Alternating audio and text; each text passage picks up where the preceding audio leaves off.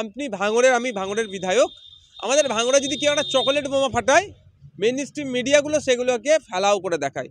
ভাঙড় বিধানসভা থেকে 20 কিলোমিটার দূরে কোনো ঘটনা ঘটলে ভাঙড় বলেই উল্লেখ করে।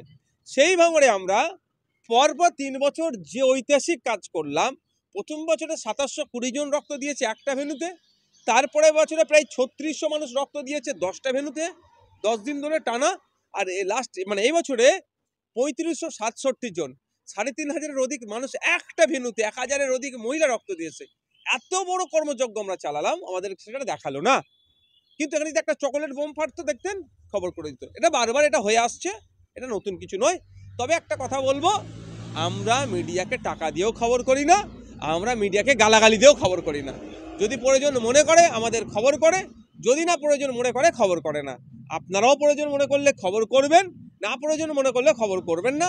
তবে মিডিয়াকে আমরা তথাকথিতভাবে আমরা কি বলি, সমাজের চতুর্থ স্তম্ভ বিষয়, 4th পিলার বলি আমরা ডেমোক্রেসির, এই ধরনের প্রচলিত ভাষায় বলি। তাদের কাজ হবে নিরপেক্ষতার সাথে সঠিক খবর পরিবেশন করা, যে খবর পরিবেশন করলে সমাজকে এগিয়ে নিয়ে যাওয়া যাবে।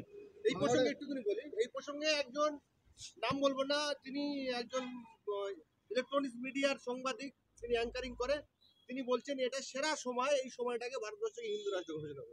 সাংবাদিকের কাজ এটাই।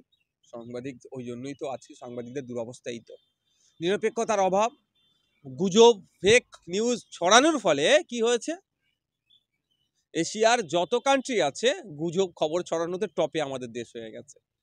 এটা অসভ্যদের মতো কথাবার্তা তিনি বলেছেন। তিনি তার পেশার সাথে বেইমানি করলেন।